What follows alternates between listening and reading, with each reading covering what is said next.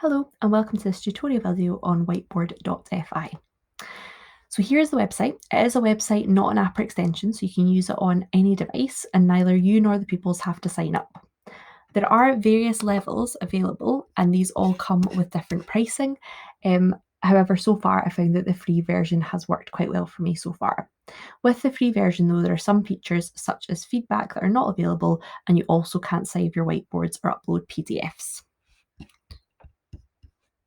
So when you type in Whiteboard.fi, you get two options. You can create a new class or you can join a class. As a teacher, you want to make a new class, and as I've mentioned before, you don't need to create an account or log in. Once you click create a new class, it will ask for your name and create the temporary classroom. Remember, pupils will be able to see this, so you probably want to just go for your teaching name here.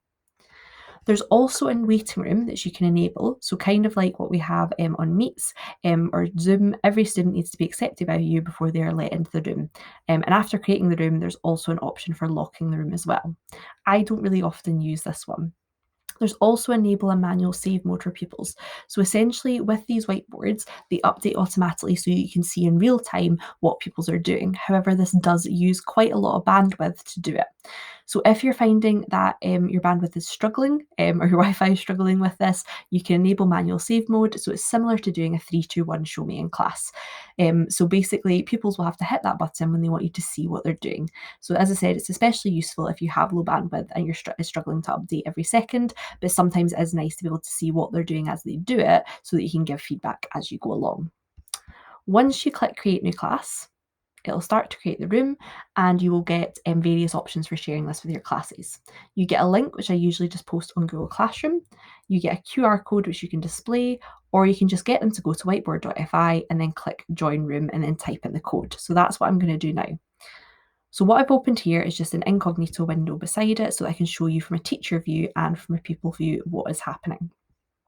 So I'm going to join class as if I'm a pupil, and I'm just going to type in the code that was up here. From a pupil view, they then have to answer their name. I'm just going to say test pupil, and then I get to join the whiteboard class. So it is really, really quick. They don't need to log in as well. Now, what you can see that's happened now is that on this side, I can see my student whiteboard. So all of your students will come down here. And on my side, on the pupil side, I now have a whiteboard that I can use to answer my questions. So the great thing about this as well is that you have been given your own whiteboard as a teacher. So I can toggle my whiteboard and I can either use this screen by showing it on a Google Meet to go through answers, or I can use it to push to pupils, which I'll show you in a few seconds. One common question is what if pupils are doing this on phones and the screen is too small to handle them trying to draw on it, or they find it too difficult to do their handwriting on it too? Well, basically pupils have multiple options here. They can change the colours, they can draw if they want to, and as you'll be able to see in a second, that should update on my one. What they can also do is they can add text boxes if they're finding that too difficult. So they can click the little A up here and they can type their answer instead, but they need to make sure that they click outside of the box when they're done so that it shows up on a teacher's whiteboard instead. So they need to keep reminding them sometimes that they have to click outside that box for you to see it. So obviously I wouldn't normally show this screen to the pupils on Google Meet. What I would usually do is hide this and then I would just kind of give them verbal responses back. But if you did want to show pupils screens, then you can do that. You can click on these and then you could show this screen. Now these buttons don't work unless you have got the paid version. But one option you do have is you can kick pupils out of the classroom as well, or you can copy to the teacher whiteboard as well. Okay, so two other features I really like are the erasing all option and the push option.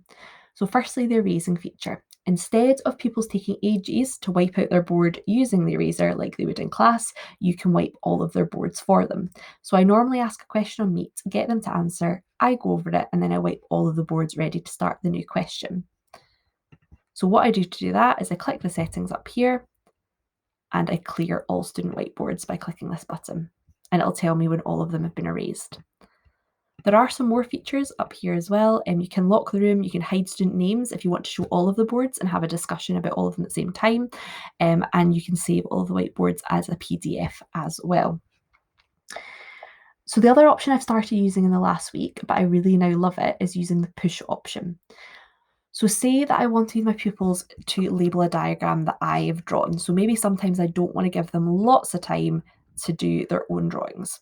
So I might draw a quick diagram of an animal cell for them, like this. And I'm going to add just a couple of wee parts to it that I want them to label. Okay, and then what I can do with this, I can even add the lines for them if I want to, if I really want to speed them up. Okay, and then what I could do from my board is I can click push. So when I click this, I can either push it to all the students and make it their background, or I can push only one page. So I can make multiples of these at a time. So I can draw the picture, table, or diagram, or whatever I want in advance, and I can save them down here. So I can keep creating loads of them before the lesson. And then what I can do when I want to push it to all pupils is I go to push to all pupils, and what you'll see will happen in a second is the pupil now receives this on their whiteboard.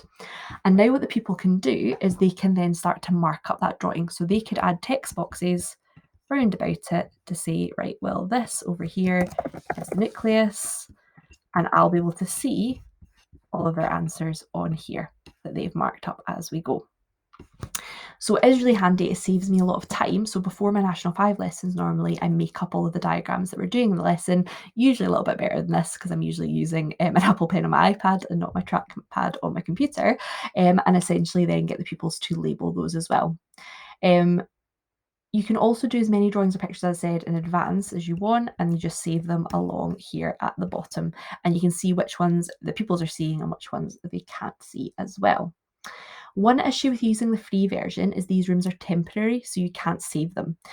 Now, what I did do was I get both my National 5 classes on the same day. So what I did was I made these in the morning, I kept the room open all day, and I just used the room with both classes, and just in between I made pupils leave and then the new ones came on, and it meant I didn't have to draw these again.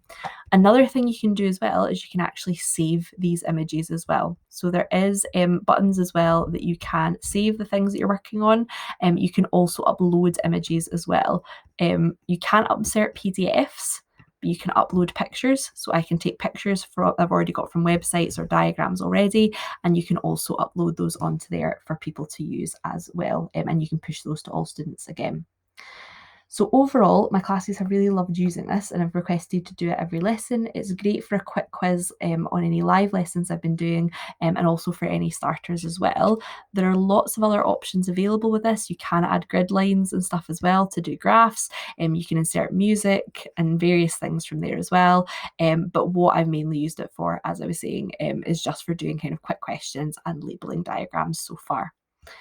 I hope you found that useful, and if you've got any questions at all, please feel free to get in touch. Thank you.